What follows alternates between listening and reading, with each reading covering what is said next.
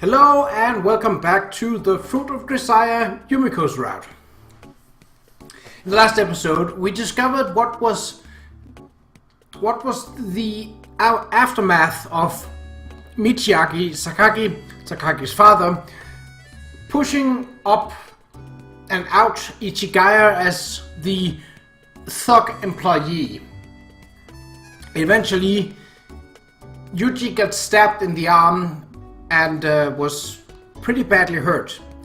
And coming back to the dormitory, obviously wounded, he and Sakagi felt that they could no longer hide what was going on.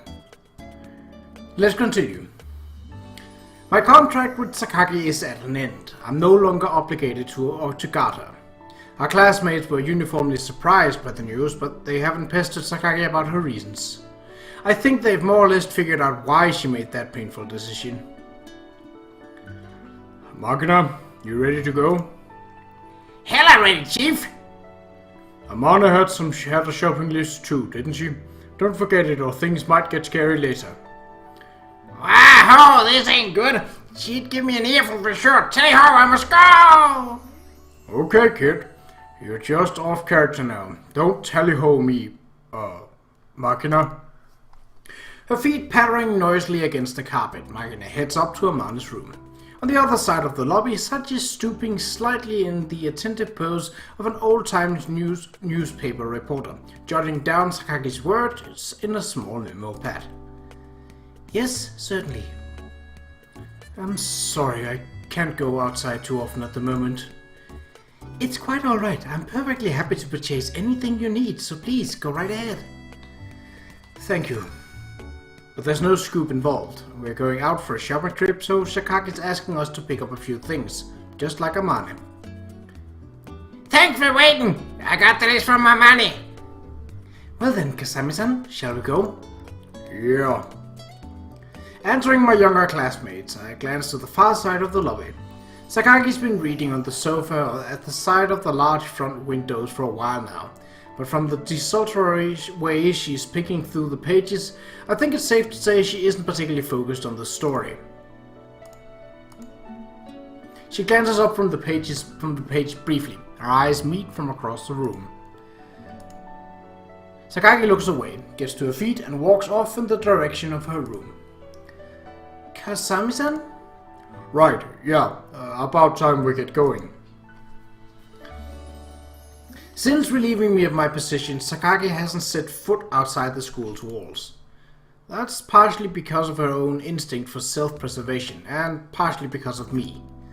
The girl decided it is no longer possible to actively protect herself against the clear threat posed by those attackers. She dismissed me so I wouldn't be dragged into a losing battle on her behalf.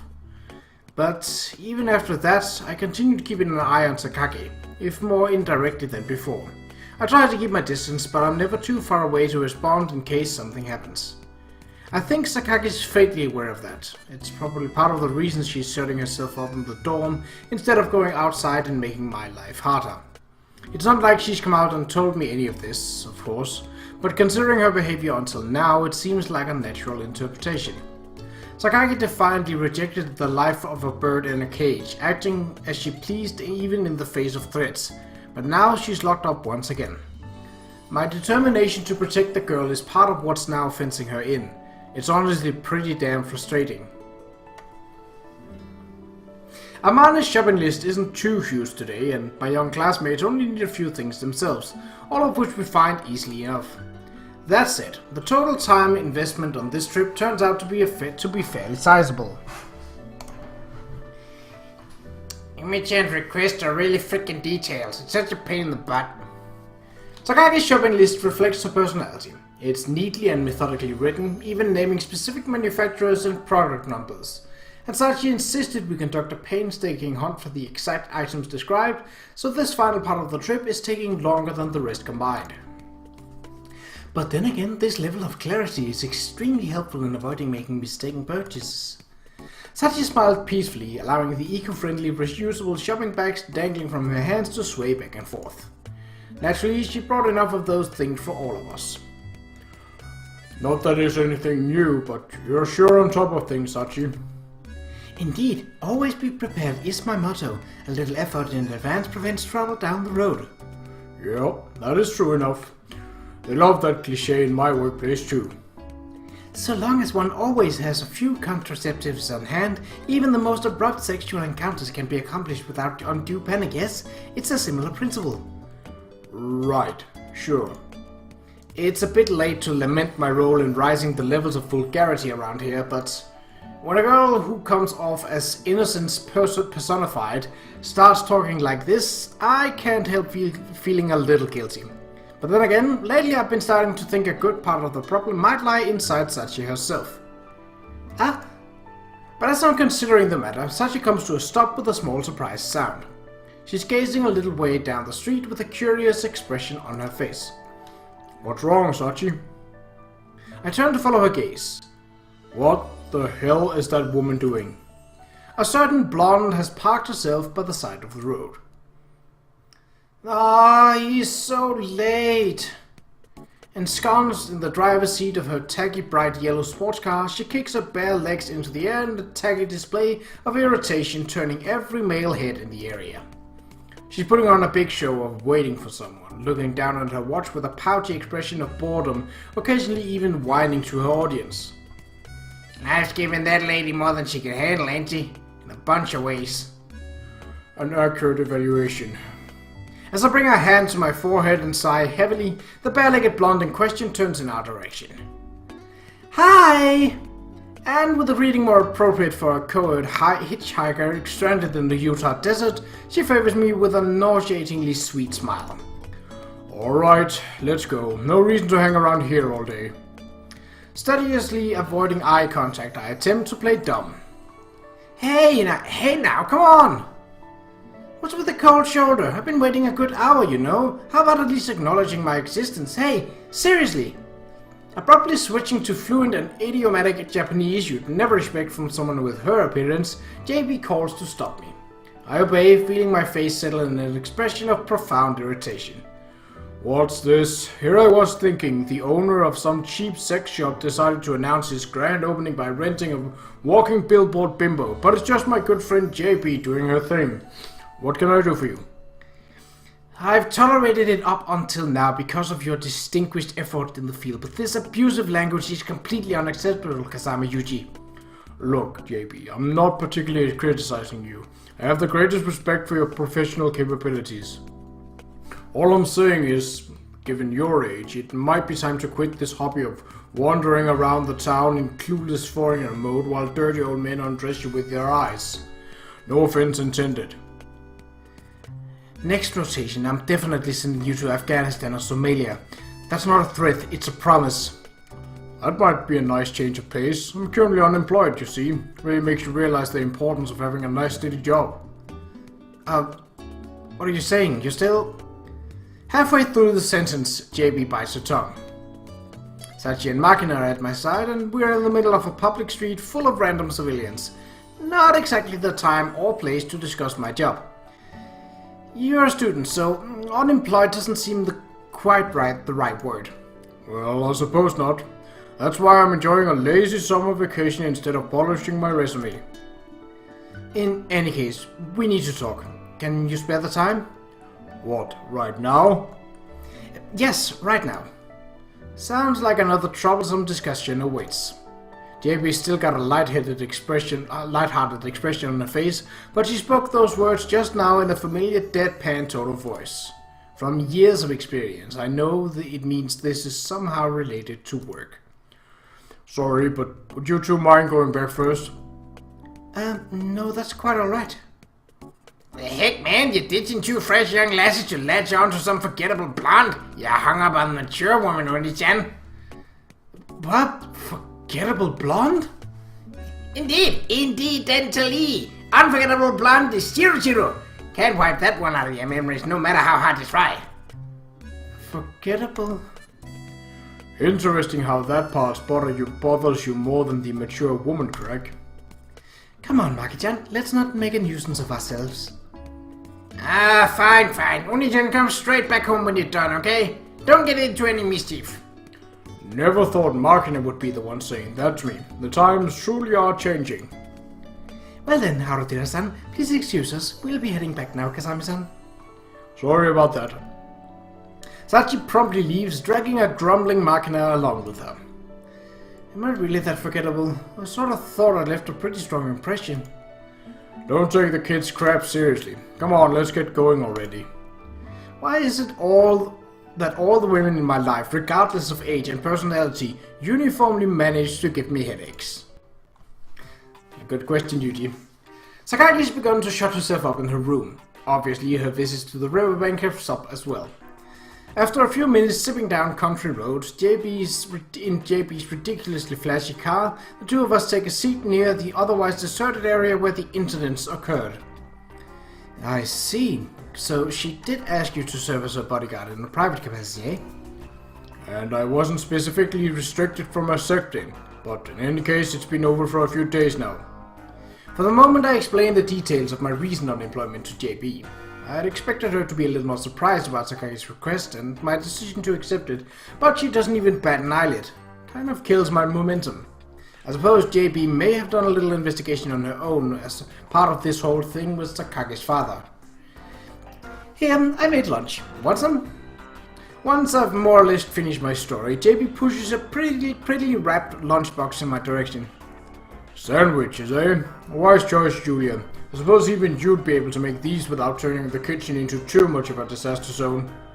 The weirdly girlish packaging is also a little painful to look at, but I decided best to keep that particular thought to myself. For your information, Yuuji, my cooking has improved a good bit since then. Hey, at least say something before you start eating. I did something. Didn't you hear me? Honestly. Why the exasperation? I'll apologize if I did something wrong. Forget about it. Go ahead and eat, but listen to what I have to say. JB retrieves a small notebook from her black file case, her voice shifting to a businesslike tone. As directed, I listen carefully while chewing away at her egg sandwiches. You are aware of the recent personnel change at the Chigaya head office, yes? Yeah, they sent a message around. The chief of staff resigned and they appointed a successor, right? Well, just another outcome of the usual power struggles. But there was one slightly troublesome detail. Our new chief of staff, Major General Kadoma, happens to have a very close relationship with the MLIT. He's personally connected to a number of private railway financiers. Oh. The Major General actually stopped by our office right away.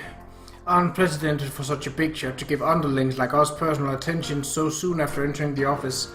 Must have been some good reason for that, I'd imagine. I wonder what it was. To deliver some instructions about the situation with Sakage's father, I'd imagine. East Beach lacked direct influence over our company, but now they got a way to pressure us. Maybe even give us marching orders. Given my position, I can't confirm or deny any of that. But I can say that the Major General brought up one Kasami Yuuji and whether it might be best to have him moved inside a different yard with a taller fence. He said it with a laugh, so perhaps it was an attempt at a joke, but who knows what he's actually thinking. This really is a fantastic job despite the crappy salary. First I'm pushed into a mission, then I'm yanked abruptly off it, and in the end I get a nice trip to the doghouse for my trouble. Our employee benefit program is a shining example to the world. Look, Yuuji, this seems to have become a matter of national interest. It's not a situation that you can control on your own. What are you telling me to do? Leave your school and voluntarily cut off all contact with Sakaki Yumiko. If you don't, I'll probably be back with an order before too long. I see. So keeping me off the operation itself isn't enough for them anymore. Now they want to keep me away from Sakaki herself. This whole thing has been a headache from the start, and it's clearly only getting worse. However, there's one element of JB's story that's been bothering me for some time. Sakagi's father interfering with public assets on behalf of his private interest is understandable, if legally dubious, but on a more fundamental level, the plot's full of holes. The vague initial orders, the lack of support, the artificial abduction attempts, and the obvious radical change after Sakaki Yumiko hired me.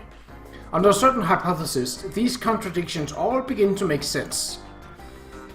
Hey JB, there is one thing I want to ask you. What's that? Up until now, I assumed Sakage's father had learned about the threat to his daughter's safety and was taking a variety of measures to protect her. Yes, that's right. What about... But considering all the events up until now, the relationships within the Sakage family and this odd pressure from the chief of staff, I've started to think that the real threat to Sakage Yumiko may be her own father. Any thoughts on that hypothesis? It had been in the back of my mind all along. If Sakage Michiaki's objective was simply to protect his daughter, inducing Ichigaya to take me off the job despite my success would make very little sense. But if the man's goals are exactly the opposite, things start to fall into place. He was probably trying to intimidate his daughter at first, and I was deployed to serve as some sort of prop in that play. The attackers' constant complaints about what they signed up for might have referred to a scripted scenario handed down from their employer. In any case, at the present moment, the identity and goal of Sakage Yumiko's enemy appears very clear. Her father's the one trying to abduct her. Isn't that right, JB? Her face hard and expressionless. JB quietly cast her eyes down. That's more than enough of an answer for me. I assume you're asking that question knowing that I can't possibly answer it. Sorry, Julia. Honestly, JB has her own position to consider. Middle management in my company means dealing with highly confidential matters. I can't even guess how many secrets he's obligated to keep. And JB is the very model of an uber-professional German, with deeply ingrained reverence for playing by the rules. Nonetheless, I'm constantly using personal emotions and our shared history with my master to try and pry information out of her. I'm probably going straight to hell based on my treatment of women alone. Well, not that I have the slightest qualification for heaven in any other respect. I'm worried about Sakage. I think I'll be getting back to the dorm now. Are you really alright with this? I'm going to be in danger if I continue interfering with the Sakage family squabble. And from what JB's told me about Ichigaya's internal situation, there's a real chance my own people might end up trying to kill me. Sakage's alone. If I leave, she'll lose what little she has left.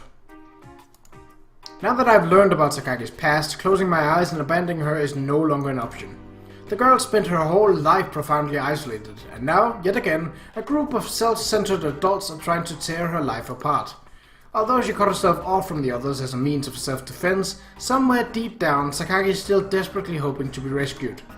I don't know if I can save her, but if my interference can create a positive change in her life, I'm going to keep interfering. I owe that much to the woman who pulled me free of the same dark swamp Sakage is trapped in. Hey, Yuuji. What? Are you in love with Yumiko by any chance? Why is it that women always go straight for the romantic explanation? You're no better than those leering gossips in the dorm. Can you honestly and completely deny it? At the very least, that's not what this is about. Probably something closer to sympathy. Sympathy, is it? JB responds in an ambiguous tone that suggests she's only half convinced. The surveillance is only going to intensify. Ichigaya will be scrutinizing you as well. Depending on the situation, you might end up picking a fight with the nation itself. Suppose so. Think carefully, Yuuji, about yourself as well as her. Her voice seemed a little lonely at the end. A bright yellow car, badly out of place on the shabby country road, roars around the bend and disappears. The edge of the sky reddens little by little. Clouds begin to gather overhead, suggesting an evening shower to come. JB says difficult things sometimes. Turning her over her final words in my mind, I slowly begin to walk the road home. The shower turns out to be a full-blown rainstorm, continuing well into the night. My room's filled with the rushing sound of rain outside. I sit in bed and listen, completely unable to sleep. Insomnia is not exactly uncommon for me, but today is not the usual variety. I just can't get that conversation with JB out of my head long enough to nod off. Sakage Yumiko, eh? Honestly, I didn't give her that much thought at first. Our first encounter certainly left a strong impression, but since then she's tended to fade into the background as often as not. For one thing, I've always tried not to get too deeply involved with my classmates, and she is deeply a private person herself. At some point I recognized we were pretty similar in that regard. Little by little I developed something of an interest in her. And right now she's weighing on my mind more heavily than anything else. Sitting up in my bed, I push the curtain open and look outside. It's coming down even harder than I expected. Staring at the drops of water bouncing off my window, I feel my thoughts suddenly lurch inward. Oh. Something almost like nausea wells up inside me. From the bottom of my throat, the depths of my mind, something ugly pushes its way to the surface. Think about myself. Those were JB's instructions from this afternoon, weren't they? Funny thing to ask of a pet dog. In between rough breaths, self-deprecating words spill out of my mouth. I'm a dog, raised and trained on taxpayer money to accomplish certain jobs. They allow me to the bare pretense of humanity, but that privilege is conditional on my absolute loyalty and success. And now I'm on the verge of ignoring orders outright, opposing Grisaia for the sake of one woman. Is it alright to betray a country to help a single person? My master never taught me the answer to that one. Sakagi, what do you want to do? A girl whose mother disappeared into a deep fog, a young woman betrayed by her father, a human being's soul who lost sight of herself, consumed by a sense of meaninglessness. Staring at my faint reflection in the window, I asked Sakagi Yumiko a question. I know there's no answer waiting for me, even Sakagi probably doesn't have one. But at this rate, she won't have the luxury of indecision for much longer. The drumbeat of the rain against my window finally dies down. In the silence, the darkness outside seems to grow thicker and more menacing. Resting both hands on the window, I continue to ask the night questions without answers. It feels like dawn may never come. And the next morning we are blessed with such pleasant weather that it's hard to believe that a storm passed us by only hours before. Even so, Sakagi gives no sign of leaving her room. It's just about the time when she'd usually be heading out for the riverbank, but she doesn't even appear in the lobby. Her shoes sit untouched in the cabinet, slowly gathering dust. In only a few days, that simple daily routine has vanished, leaving nothing but a void behind. And yet again, I have nothing to do but stand around engaging in silent soliloquies. Michiru and Amane eventually invite me on a shopping trip. Probably found it a little hard to watch me guarding Sakagi's invisible afterimage.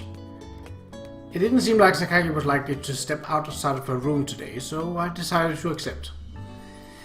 Whew, sorry Yuuji, my bike and the truck are both out of sorts, and I needed to buy a bunch of stuff. Wasn't sure what I'd do there for a while.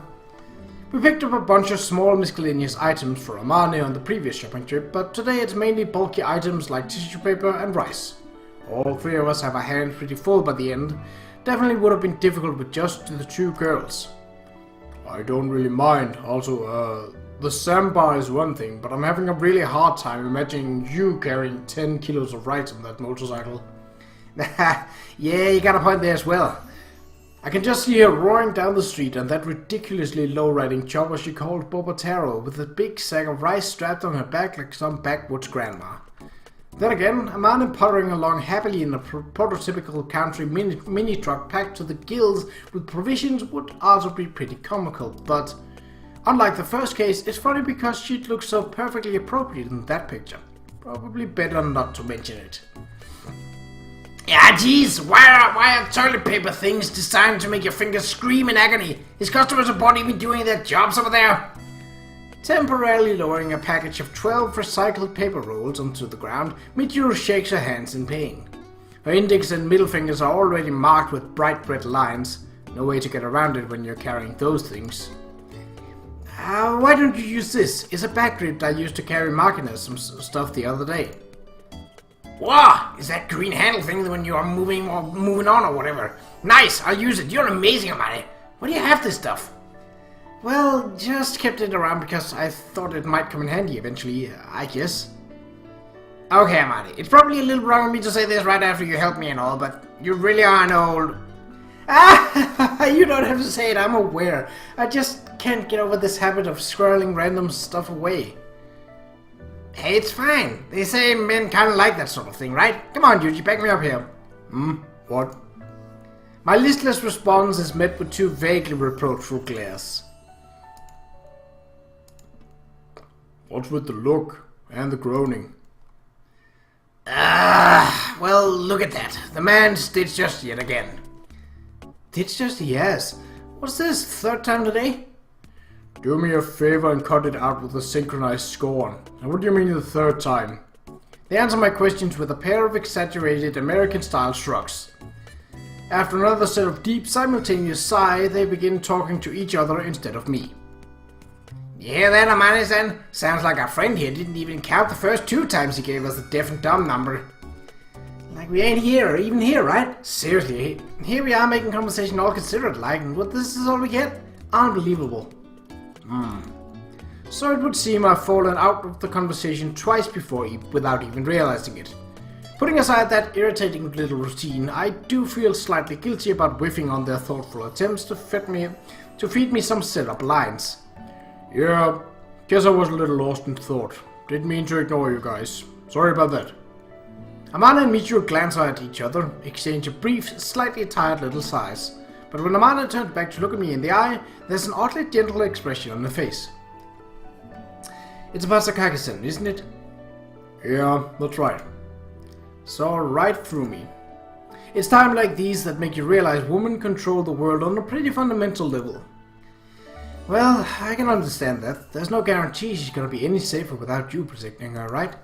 And nobody seemed to really know what's going on in the first place. How has Sakaki been doing lately, from what you've seen? Anything noticeably different? Anna shakes her head slowly. At a glance, she hasn't really changed, but I do think she's a little down.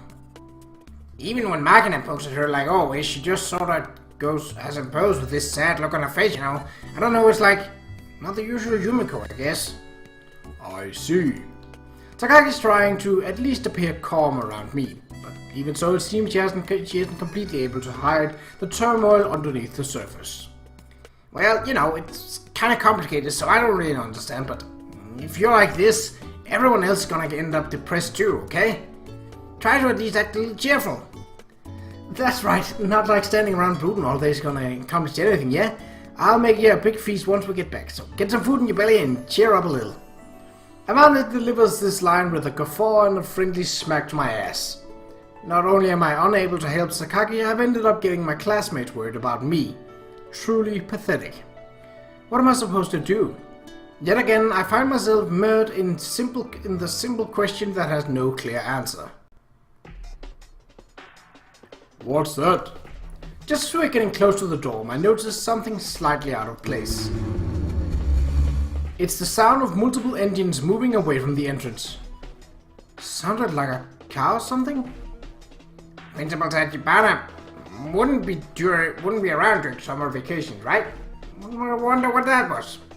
Amanda's the only one here with a motorcycle vehicle of any kind, so it's pretty rare to hear engines running this close to the school. The principal and JB would be the main suspects, but as Michiru pointed out, the former is on vacation, and the latter wouldn't just disappear before I came back. Spurred by a sudden sense of unease, I set off towards the dorm at a run. Hold on, Yuuji! Wait, what's wrong? Oni-chan, this is really bad! The instant I open the dorm's front door, Makina comes running up to me. What happened, Makina? It happened so quick and Yumi-chan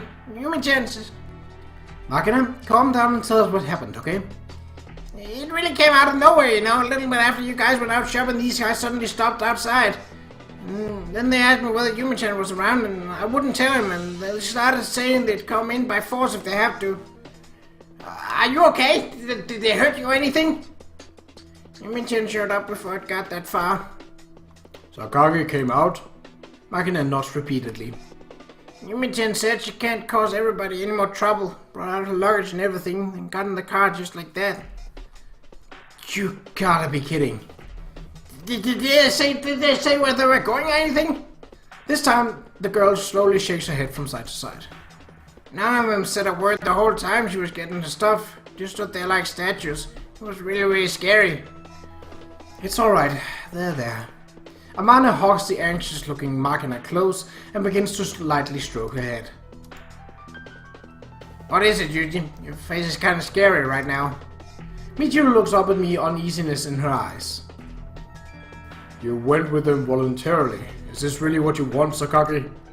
An image of Sakagi's desolate expression on the night she dismissed me floats to the surface of my mind. A message? An electronic chime from a cell phone temporarily interrupts my line of thought. Sakaki! When I read those lines, the face that flashes before my eyes don't belong to Sakagi. It's the face of a woman who once spoke the same words to me over and over again. A woman who never accomplished anything, never broke free. And then a man with an angular face, reaching his hand out for me, swinging his fist mercilessly into my face. The memory seemed to rise up out of the tiny LCD screen and pushed away into the present. That idiot! Closing the cell phone, I snap out the words reflexively. Yuuji? What's wrong? What happened? Ignoring their concern, I fire off a question at Magna. Magna, what was the model and color of the cars? And how many were there? They had 2 black centuries. I see. Nodding, I glanced quickly around the room one final time. I'm going. Yuuji? Wait, where are you going? That's the last thing I want to hear from you, Sakaki. I'm sick of it. I won't hesitate anymore.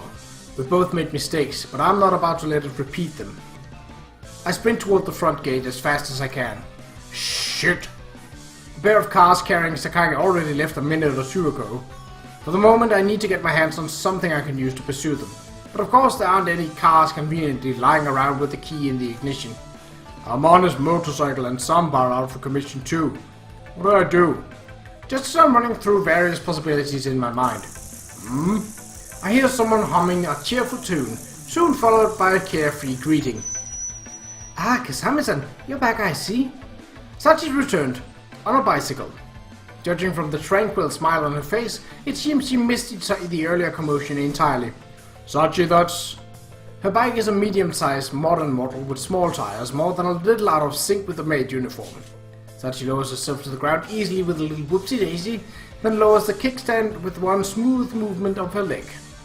A mini velo, eh? Yes, indeed it is. You're impressively knowledgeable as always, Kasami-san. An ivory-colored frame with 2 cute little wheels on either end. Since the tire diameter is small, it's easy to get it moving quickly. Even knew a few guys in my company with a passion for these things. Lately, I've been getting some tempting emails from Wiggle nearly every day, and I finally decided to treat myself. Wiggle is a British mail order website. Perhaps you're familiar with it, Kasami-san? I've heard people say things are small but well made. Looks like it's true. With a few quick movements, I inspect the handle, seat, and the quality of the tires. Looks like she might have brought a slightly customized model. The frame seems to have been strengthened in places to endure bumpier conditions. This area does have a lot of unsurfaced or poorly maintained roads. Very typical of Sachi to account for those things in advance. Translated literally, it was, "Hey Sachi, the pound's right worthless these days, so bicycles are bloody cheap. Why not pick yourself up a nice bike for fish and chips prices?" Or something along those lines. Oh, that's right. The velo in mini velo is actually part of the French word for bicycle, but... Sachi, you think I could ride this without issues?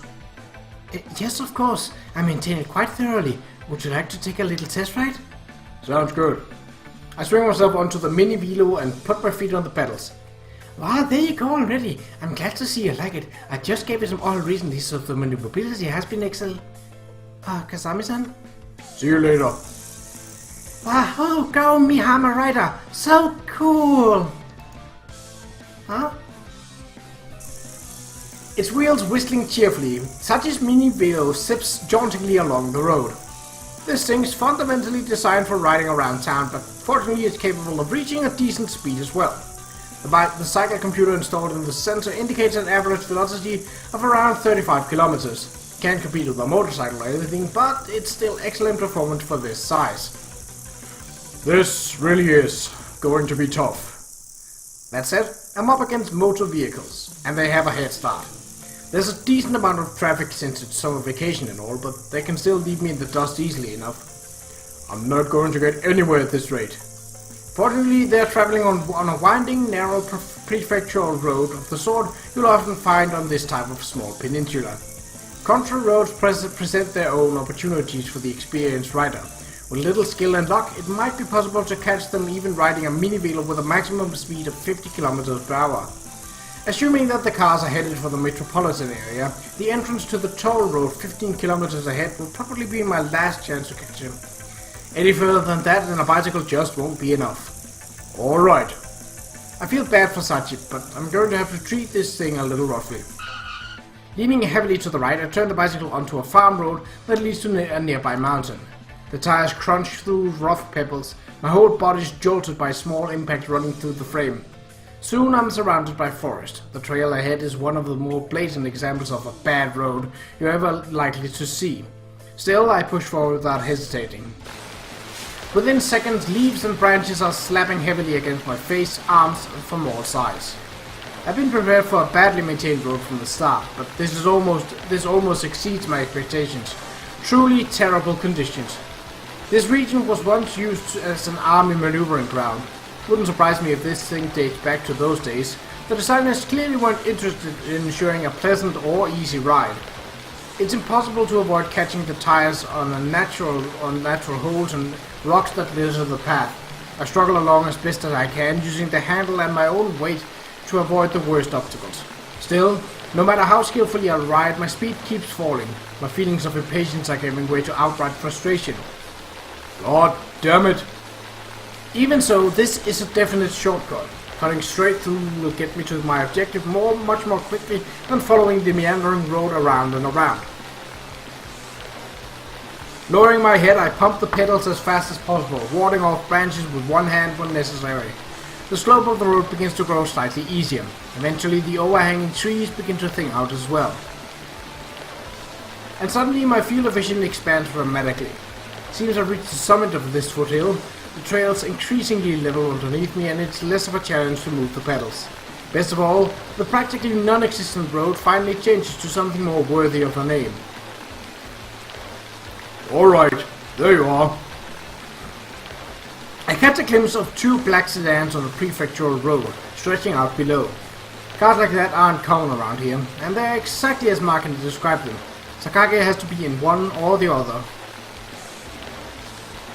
Now it's just a question of catching up, I guess. The winding road they're following only continues for another 7 kilometers or so. I've got to somehow get ahead of them, set up an ambush before they get off. Doesn't help that I don't know exactly where they're going. The city's my best guess, and since they're on this road, I can speculate they're trying to take the highway, but I have no proof. If they take a different route, I'm SOL either way, At this point, I realize that the cell phone in my breast pocket is vibrating. Amane? 8 missed calls. They must have been startled by that sudden exit. Could always just fill her in later, but I'd feel bad to make them worry too much. I decide to answer the call. Thank you, Amane. I think you're aware, but I'm sort of in the middle of something. Let's talk later.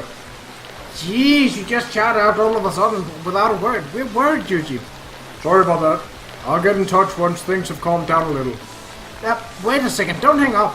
What? Look, I'm trying to follow the cars in question. Don't really have time to... Yes, I know. I've been calling because I have some information that might be useful. Not like you had time to investigate or anything, right? I see, so that's what this is about. Sorry. That would be a help. Did Sakage get in touch or something? Unfortunately not, but I do think it might be relevant. Can you talk while you ride? Not perfectly, but we should be able to hold a conversation. What's this information? Before I get to that, where are you right now? I'm following the Mishima Cape coastline. The cars are heading north on the prefectural road. I'm taking a shitty mountain road or running almost parallel. Bit of a shortcut. Okay, that's pretty much what we figured. Do you know where the cars are headed yet? No, I guess they were heading to Tokyo since Sakage's father is involved. Am I wrong? So this is connected to a family after all, huh? In that case, I think we got it. Alright, so at the base of the peninsula, just a little ahead on the road, there's a private heliport owned by her father's family's company. Have you heard of it? Come to think of it, I think Sakage mentioned this before. Apparently it was built more or less for the exclusive use of the company's top brass and their families. Stuck in my mind as a particularly impressive example of late capitalistic excess. Yeah, now that you mention it. but I heard they weren't using it anymore. But guess what Mark and I found out when we were looking around for clues? Apparently there's been this one weird helicopter sitting there since this morning. Seriously? This is coming from some message board where photography nerds gather, but it seems there's a bunch of guys in business suits who never been there before hanging around. Like, all of a sudden this place is weirdly tense, you know? I see. Makes sense. I can't do a thing if they ship her out of here in the air. That heliport isn't far from the interchange leading to the highway, maybe 700 or 800 meters. It's entirely possible given their current position, and it's hard to think the unusual situation there is a coincidence. Don't you think it's kind of fishy? Forget fishy, it's probably where they're taking her. Alright, I'm going to hit the call. Thanks. It's helpful to know the destination, but that doesn't make the chase any easier. Once you get on that helicopter, it's game over. I absolutely have to catch up before then somehow. But seriously, this road is the worst. Branches slap against my face, wind catching my hair, and the rocks randomly lying across the ground are constantly slowing the rotation of my tires.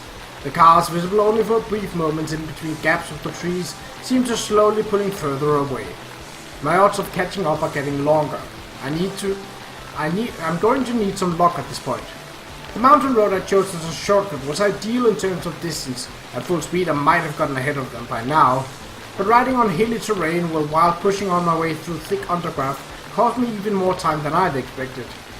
I have to take advantage of the time lost when they disembark. It's not like they can just drive the whole car onto the helicopter. At the very least, it'll take them a minute or two to get everyone out of the car and into the chopper. Now that they've pulled ahead, I can only hope that gives me the chance I need to close the gap. Practically tumbling down the descending path branching off the mountain trail, I finally rejoin the prefectural road. The heliport in question is only 400 or 500 meters ahead. The cars are no longer visible. Can I make it? Ignoring the traffic light ahead, I let my momentum carry me across the intersection, weaving between the cross traffic. My ears ring from a dozen honking horns as I rush directly toward the heliport. A small facility on a sprawling plot of land surrounded by fences come into view. This has got to be it, if I remember the map correctly. With a powerful squeal from the brakes, I forced the bike from its maximum speed to a halt. Damn, too late. Just as I'm rolling up to the fence, the sound of a helicopter rotor fills the air. There are ways to get a chopper back on the ground, but few that involves it staying in one piece, and none that are available to me right now. And following a car is one thing, but chasing a helicopter on a mini-velo would just be absurd. I mean, forget a mini-velo. No matter what kind of vehicle you have, keeping up with that thing from the ground is going to be very close to impossible. So much for that plan. I watch as the helicopter slowly rises into the sky and turns its nose to the west. For some reason, the direction of its flight strikes me as a little strange. Wait, they're not going to the city?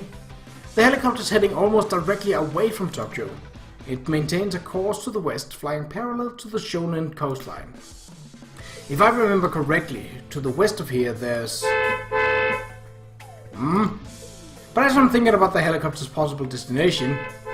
Hey bro, hello, talking to you! Can you get out of the way? A completely out of the place Kansai drawl rings out in the dry summer air. What, you talking to me? Of course I'm talking to you. Who the heck else would I be talking to in the middle of an empty road? Compared to Amanda's relatively soft Kyoto dialect, he's got a seriously strong accent. Probably from the Qa'Rajh area? I see. In other words, my presence in the middle of the road is obstructing your passage. Oh, you finally figured that out! And how about getting out of the way already?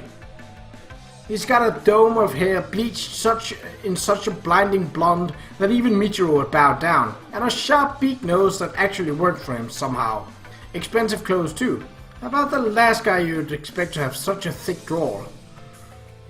A character redesign might be in order, But that blonde hair isn't the only thing that clashes with the Kansai accent. Once I get a look at the car he's driving, my eyes stop moving entirely. A Galati spider. What's a car like this doing here? Of all the out-of-place things in front of me, this is without a doubt the most bizarrely misplaced of all. It's the Lamborghini company's signature model, an extreme luxury sports car on the class of a Ferret, with a sticker price that could buy you a nice chunk of real estate. Oh, you know it, eh? This here's a custom model too. My dad's in the East Qa'Rajh Chamber of Commerce and all, right? So I don't really know the details, but I guess I got some connections in Italy. Probably shouldn't be telling you this, but this baby can hit 300 kilos an hour, for real. You don't say. How you like them apples? Might be a few guys around with Lamborghinis, but you won't find any driving something like this. What you bro, you done? You're gonna get fingerprints all over it, right?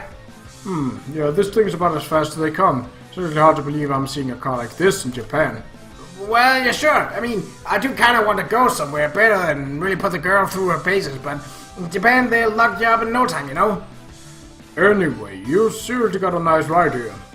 Okay, so you got a good long look, yeah? Look, I gotta get the party here, so if you don't gotta get out of the way, I'm gonna be leaning in close to the man's beak nose. I speak in a very deliberate tone of voice. A very nice ride. Huh?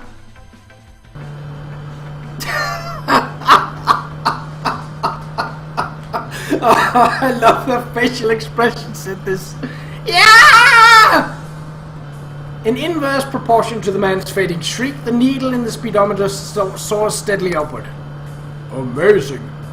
It's my first time actually riding in one of these things. The acceleration is powerful enough to make my whole body tremble. If this was a carefree joyride, I'd be perfectly content to tear around all day in this thing. This is a truly magnificent car. Yeah, right! And how much do you think it cost? It's impossible to hold a conversation unless we quite literally scream at each other.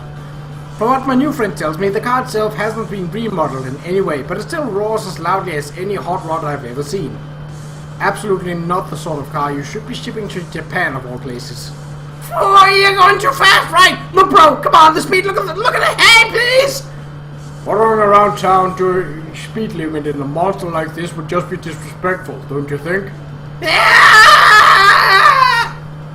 As the man's pressed back into his seat by the G-force, his attempted speech slurs incoherently into a high-pitched little shriek. In the sky ahead, the helicopter continues its calm journey west along the road. Maybe the wind's a little rough today. For whatever reason, it's flying at a pretty relaxed pace. It hasn't been getting too far ahead of us. Of course, that'd still be completely impossible without this absolute beast of a car, but... Hey, buddy, like I said before, I'm just loaning you the car, right? You gotta give it back in one piece when you're done. They're gonna be crazy mad if I'm late to the party. I gotta get that turkey I bought back from my trip and all. I see. Wouldn't do to show up late to a party, I suppose. Yeah, for sure. So, you know, maybe you tell me where we're going at least, maybe? Sure. There's a small corporate airport not far from here. An airport? Owned and operated by East Beach Transport, a company under East Beach Railway Group's umbrella. It's mainly used for in-company freight planes carrying parts and equipment overseas. But every once in a great while, a private jet does fly out of there, and the helicopter carrying Qa'Rajh is headed straight for it. You understand where I'm going for this? What? How am I supposed to know? I mean, who's Qa'Rajh supposed to be? Once that airplane takes off, it's going to become very close to impossible for me to help Qa'Rajh. I'd probably ship her off to some foreign school if I was in his shoes. There's always a risk of information leaking if you hide her in Japan, but that risk gets a lot smaller overseas. Look, I don't care about any of that crap. Can you just tell me how much longer you need to borrow the car? That's all I want to know. Right, sorry. We should be there in less than 20 minutes at this pace. Just tough it out for a while. You're giving me your word on that? Man, why me? The helicopter seems to have increased its speed ever so slightly. It's very gradual, but I think they're starting to increase the distance between us. I'm going to pick up the pace a little. But wouldn't you want to go faster than this? You gotta be kidding me, home! Don't talk, you'll bite your tongue. The instant we turn into a straight stretch of road, I press the gas pedal to the floor.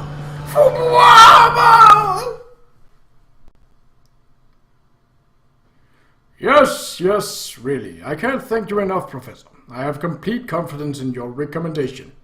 Yes, my daughter has been longing for proper education in English for some time, and it seemed the right moment. Of course, I should be stopping by very soon to discuss Kadoma-san's project, among other things. Yes, quite. I think it's safe to expect some progress on that front as well. Yes, well then. Until next time. Please excuse me. Enter. Please excuse me. What's the situation? The helicopter is on its way to the airport now. If all goes well, she should arrive in America early tomorrow morning. If all goes well, isn't good enough. Make it happen. Yes, my apologies. What about that ex-military brat? There was no sign of him when they picked up Yumiko-sama. The Major General may have ordered him to keep his distance. I see. Still, don't let your guard down. Yes, of course. Please excuse me.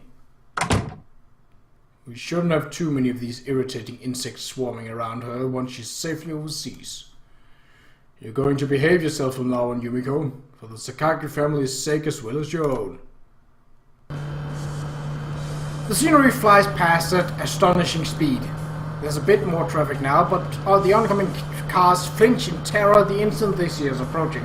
They pull over to the shoulder one by one as we roar forward down the road. Still can't catch him.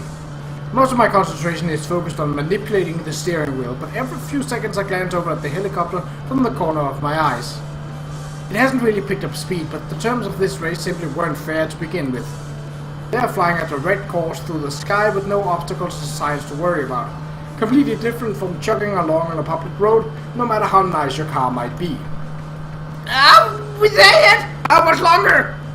My friend's voice has by now lost all its initial vigor, but he keeps up a constant stream of questions about the time. Seems he's really worried about that party of his. Okay, one more turn. It's a straight shot after this. The car drifts into an intersection, the tires squealing as the rear swings out to the side. A small sign for the airport flashes past in a fraction of a second before we speed off again. Another 3 kilometers to go. I got to beat them there and find a way to intercept their cargo. For now, I simply tear down the road, running parallel to the coast at full speed. The entrance to the airport comes into view, then a small control tower and a number of nondescript cargo aircraft. Among them, there's a single plane that's conspicuously different from the others. It's a smaller craft with the stripes in the East Beach Express red and blue on its flank. Has to be a passenger jet belonging to the company. And just at its side, the helicopter we've been chasing all the time has already landed. Shit, too late again? As the crow flies, it's only 300 meters away. Close enough that I can actually see the small group of people boarding that jet. I grope desperately for some sort of solution, but even if I ram my way into the airport, there's not much I can do about it when they're fully embarked. Frustrating as it is to admit, I am out of ideas. The jet begins to taxi for takeoff practically the instant the door shuts behind the last passenger. So much for my wishful thinking about the multi-hour delay. Hey, we're at the airport now, yeah? Can you cut a guy a break already? I mean, I told you, right? I gotta get him that turkey and all. Sorry, but I don't have the time to chat about your bird right now. Bird? The instant the word leaves my mouth, something occurs to me. Hey. What now? I've got a question. That turkey of yours, is it frozen? The heck do you want to know that for? What's the turkey got to do with this? Hurry! Yes, it's frozen. I packed it with lots of cold and all. It should still be cold and stiff. I see. A wise choice. Hopping out of the driver's seat, I walk over to the passenger side of the car and lightly grab hold of the man's shoulder. You're on the wheel, alright? Just do exactly what I tell you. Hey, what are you talking about? You said we were just going to the airport, right? What else do you want from me? This time I lean down and bellow into his ear. Hurry up! Yes, sir! I'm sure you have heard as much from your father, but this plane will be proceeding directly to America. America? Yes, you weren't aware? I see. I suppose that's an appropriate enough place to deposit a problem child. I'll prepare an information packet for later. I imagine you're tired, yes? Perhaps you could look it over after a rest. Very well. The car smashes through the thin fence separating the airport from the public road with a satisfying crunch. Aiming for the runway, the jet's already in position to take off. We charge forward at maximum speed. Ah, Lord, what am I gonna do? I have to get front fixed now, and just got it packed on after the fender bender too. Alright, line her up beside that jet. After that, just hold steady and keep the accelerator to the floor. While shouting instructions to my good friend, I retrieve a large flashy box from the back seat. Hey, what? Wait a sec, what do you think you're doing? That's my turkey, right? Hey! A passenger jet takes off at around 285 kilometers per hour. We should just be able to catch up with this thing. Can't you just freaking listen to me for a second, please? I'm begging you. Just for a second. We can make it if you keep that pedal all the way down. I'm counting on you. What? No, wait, what are you doing? I take out the enormous lump of bird flesh from its bed of cold gel packs and hold it high into the air like a championship trophy.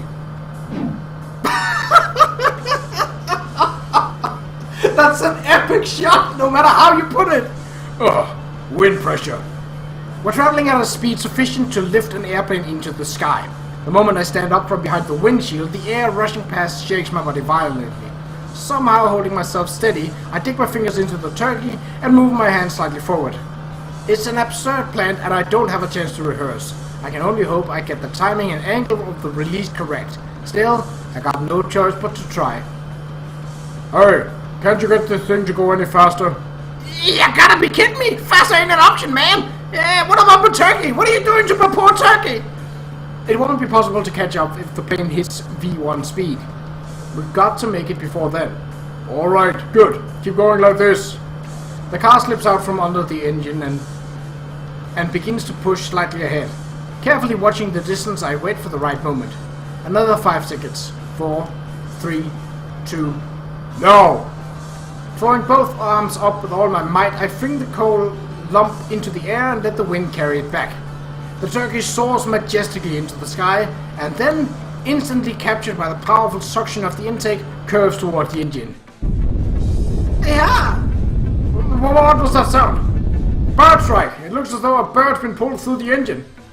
What? We can't fly? All possible. I'm making an emergency stop. Find out what happened and get us a functional plane immediately. Yes. There might be something strange going on out there. Sweep the area as soon as we come to a stop. Of course. Hurry! Yes, sir. What's wrong? Huh? What's going on? Don't worry, I'm going to take a look. Please wait here for the moment. Hey, I'm coming. What happened? What is this? What on earth? She's sitting at the very back of the 20-seat cabin, crouching as if to hide herself. Her frightened expression changes to one of stunned astonishment the moment our eyes meet. Kasami-kun? Yo. I speak in the same casual tone of voice I've always used to greet her in the classroom. Why are you... I didn't want to cause you any more trouble. That's why I... Before Sakagi can continue, I snap open my cell phone and show her the screen. This is the message I... Yeah. She probably intended it to be her goodbye, but instead those words brought me here. Again with the I'm sorry, huh? Oh, that's actually a really good picture of Yumiko. Hold on. Snatching up a screenshot. Whoop. There we go. I told you not to say that anymore, didn't I? Sakagi's bewildered expression crumbles. All of a sudden she's on the verge of breaking down. But I really was nothing but a nuisance to you. I just thought I had to apologize. Not just to you, but to the others at the dorm, to everyone who was kind to me. Everybody. Little by little her eyes fill with tears. Her voice quavers as she wipes them away with her hands. In that case, keep going until you can repay them properly. Nobody wants your apologies, alright? Try gratitude instead. Gratitude? That's right. With a nod to Sakagi, I slowly move my hand off the seat and extend it forward. Once, when I was at absolute rock bottom, my master reached out a hand to me. And now, imitating her as best I can, I reach out to Sakagi. That's perhaps even better, sorry, I gotta... Kasami-kun? Sakagi observes my outstretched hand uncertainly. With eyes still full of hesitation, she looks up to me. You're right here, Sakagi Yumiko. I can see you just fine. Come with me. For years she's refused to acknowledge the girl in the mirror as anything but a character in a play, shrinking back from a world she lost her place in it entirely. And so I begin with a simple affirmation of her existence. I'll get you out of here. I'll hold you until you can... I'll hold you up until you can walk, and I'll speak up until you find your voice. Don't dance on anyone's strings. You can live your life however you want. I came here to show you how. You want me to run? Not quite. I want us to search for an answer. An answer? Sakagi Yumiko is the daughter of the Sakagi family. She is also, first and foremost, a human being.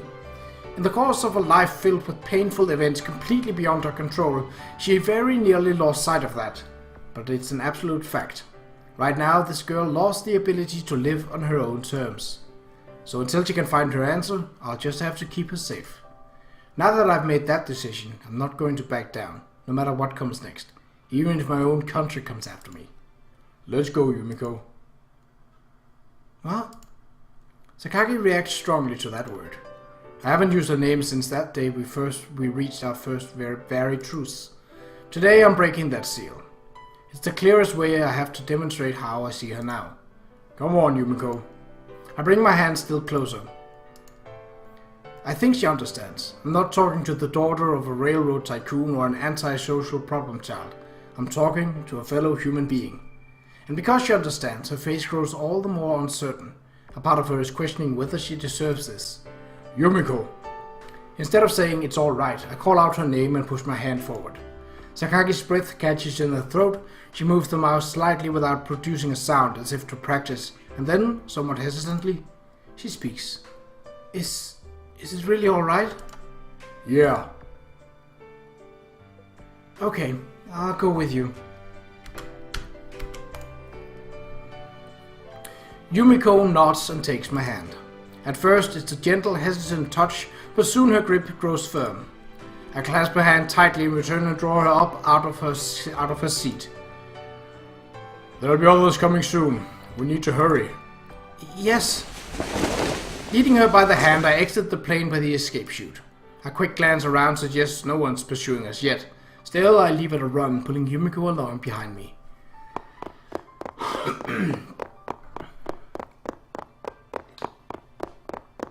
It's the first time I've ever really held the girl's hand. It feels slender in mine, surprisingly small.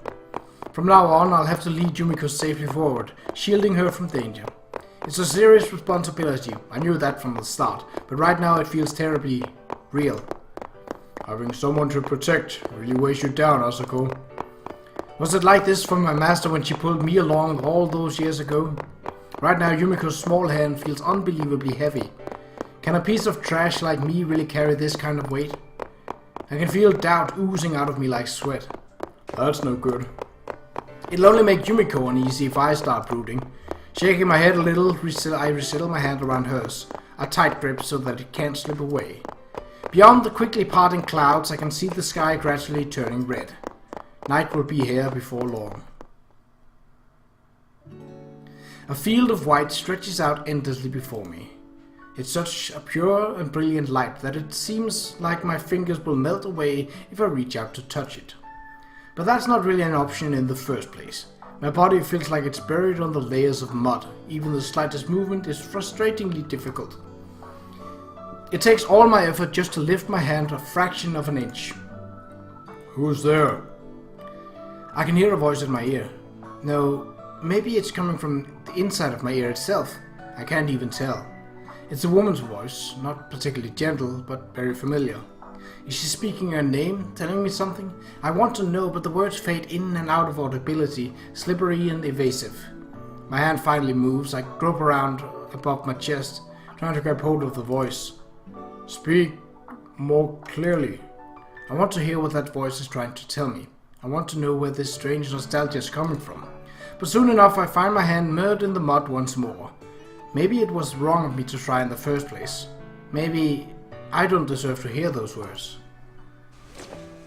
Hey kid! A shout from overhead breaks forcibly into the dream. The field of white in front of me gradually takes on shades of blue. I try to move my hand out to shield my eyes from a dazzling spot of light, but there's something soft on top of my body that gets in the way. What is this? As I pull the lump of cloth off me and examine it through bleary eyes, the man standing over me takes the cigarette from his mouth and answers in a slightly exasperated tone of voice. It's a blanket, buddy. Never seen one before? You were napping out in the cold in short sleeves, so the old lady brought it out from the tailor for you.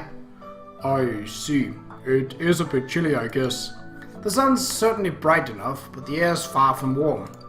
My sleep-fogged mind takes a few seconds to recall the date and my current situation. It's November. Having lost my previous occupation several months ago, I'm lying on the ground outside my new workplace, apparently at the end of a brief nap.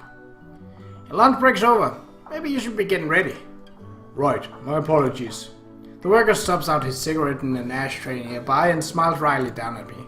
Buddy, you look like a kid, but you talk like my dad. That a fact? I'm not really doing it on purpose. In that case, your last job or school or whatever must have been a pretty strict place. Was your old man a teacher, maybe? No, nothing like that, but the person who raised me was a little unique. Ah, so that's it. Well, anyway, it's just a construction site. You know, let's keep it casual. Thumping a hand onto my shoulder, the man shakes me back and forth in what presumably intended to be a friendly gesture. Right, my apologies. In one ear, out the other, huh? Ah, crap, they're starting already. Come on, let's get a move on. Yeah. I grab the helmet lying at my side and head for the site of the other jog. The sun, already falling lower in the sky, gently warms my back. And that's where we will end the episode. So it got a bit long, but we definitely got a whole lot of good screenshots. So there is always that. And we got some comical moments of a turkey stopping a jet-powered engine. So, until next time, take care.